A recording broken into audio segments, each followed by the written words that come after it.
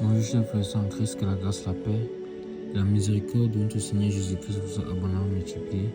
Shalom et bienvenue dans cette nouvelle vidéo de 7 minutes de pain quotidien du 16 août 2026. Nous poursuivons notre lecture dans le livre de Actes des Apôtres, chapitre 16. Et nous allons lire aujourd'hui le verset 17. Nous avons vu dans la vidéo précédente que pendant que Paul, accompagné de Timothée, de Silas, de ceux qui étaient avec lui, était dans la ville de Philippe, toujours à la recherche de cet homme que l'apôtre Paul a vu en songe, ce Macédonien qui lui a demandé de venir à Macédoine le secourir.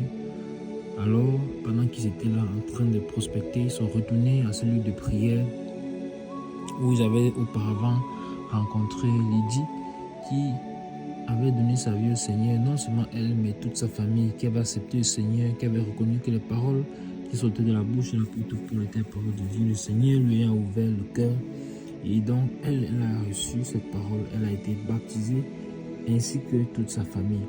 Les apôtres ont donc pris le chemin pour continuer à marcher dans la ville et se laisser conduire par le Saint-Esprit pour connaître la direction à prendre et la direction à suivre.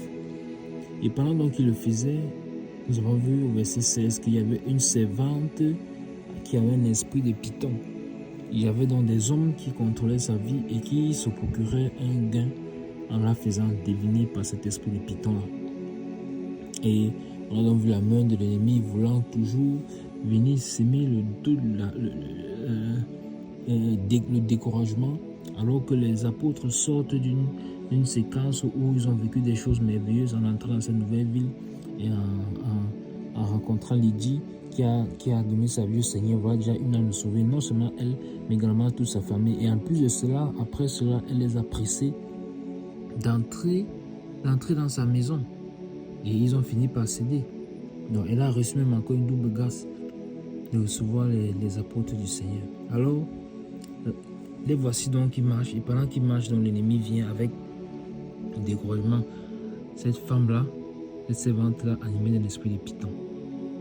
Alors le verset 17 dit ceci: et se mit à nous suivre, Paul et nous. Elle criait: ces hommes sont les serviteurs du Dieu très haut et ils vous annoncent la voie du salut. Amen. Je lis le verset 17. Et se mit à nous suivre, Paul et nous. Elle criait: ces hommes sont les serviteurs du Dieu très haut et ils vous annoncent la voie du salut. Amen.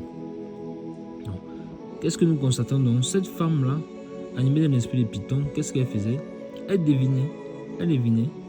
Et on a vu dans la vidéo précédente qu'en devinant, justement, elle procurait un gain à ses maîtres. Pourquoi? Parce que ce qu'elle devinait était correct.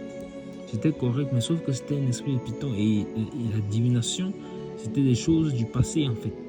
Et ce qui fait que quand elle disait les choses du passé, maintenant, les gens ont cherché à connaître le futur. Donc, elle vient, qu'est-ce qu'elle fait? Elle a commencé à marcher derrière Paul et les apôtres. En fait, vous comprenez maintenant pourquoi je dis ceux qui étaient avec l'apôtre Paul, parce qu'il n'y avait pas que Paul et Silas, il n'y a pas que Silas et Timothée. Voici le verset 17 qui dit clairement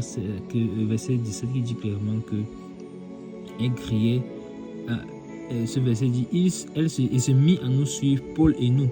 Donc si elle dit Paul et nous, ça veut dire que celui qui dit nous, c'est celui qui est en train d'écrire, c'est l'écrivain, celui qui est en train d'écrire le livre des Actes des Apôtres. Et nous savons que celui qui a écrit le livre des Actes des Apôtres, c'est bien évidemment Luc. Donc, Luc ici également est là. Alors, il dit, elle se mit à nous suivre. Et quand elle les suivait, elle n'est pas restée tranquille. Qu'est-ce qu'elle a fait? Elle a dit, voici ce qu'elle proclamait. Elle disait: ces hommes sont les serviteurs du Dieu très haut et ils vous annoncent la voie du salut.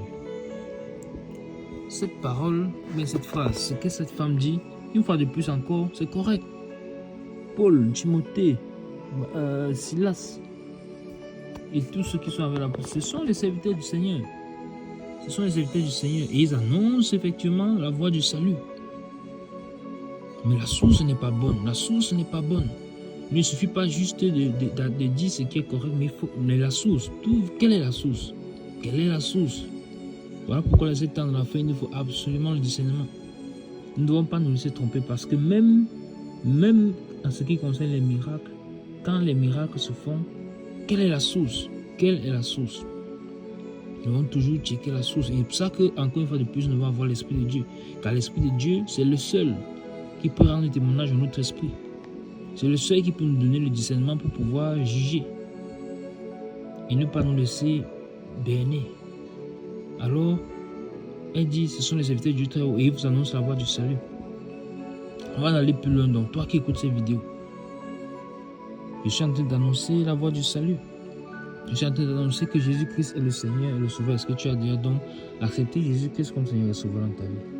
Jésus-Christ est le Seigneur, le Sauveur, le Roi de l'univers, celui qui est venu sur la terre mourir afin que toi et moi ne périssions pas, mais que nous ayons la vie éternelle. Seulement si nous acceptons son sacrifice, nous croyons en lui, nous nous repentons de nos péchés, nous abandonnons nos mauvaises voies et nous venons à lui d'un cœur sincère. Il nous accorde son esprit et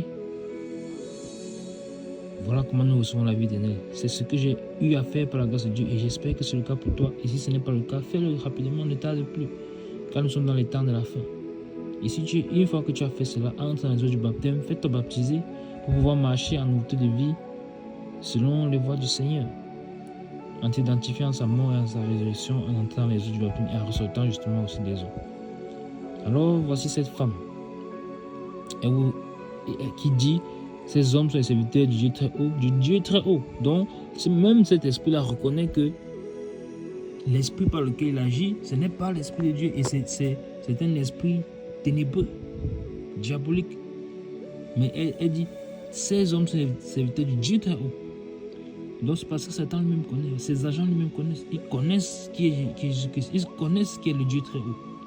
Ils connaissent. Et c'est pourquoi nous aussi, en tant qu'enfants de Dieu, nous devons connaître notre valeur en Christ, nous devons connaître qui nous sommes en Christ Jésus. Et notre posture, nous devons connaître notre posture, notre statut en Christ. Et il vous annonce la voie du salut. Donc, la voie elle suivait était la mauvaise voie. Et cela devait permettre même en réalité aux hommes qui étaient en train de venir vers elle pour chercher à avoir des informations pour faire de la divination. Alors, eux-mêmes devaient s'écarter du chemin de la perdition. Mais l'homme est tellement endurci, l'homme est tellement embourbé dans les fausses choses, les mauvaises choses. Il faut sortir de là. Mais alors, comment les apôtres vont donc faire? Qu'est-ce qu'ils vont faire?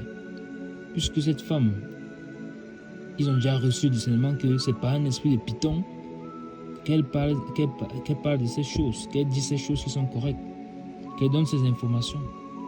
Mais que vont-ils faire? Vont-ils se positionner en disant oui, elle a dit la vérité, et même si c'est l'esprit de Python, c'est quand même la vérité qu'elle a dit? Bien, que vont-ils faire? Vont-ils laisser même cette situation perdurer? Puisqu'elle est derrière elle est toujours derrière elle en train de parler de cela. Ça, c'est ce que nous verrons par la grâce de Dieu dans la prochaine vidéo.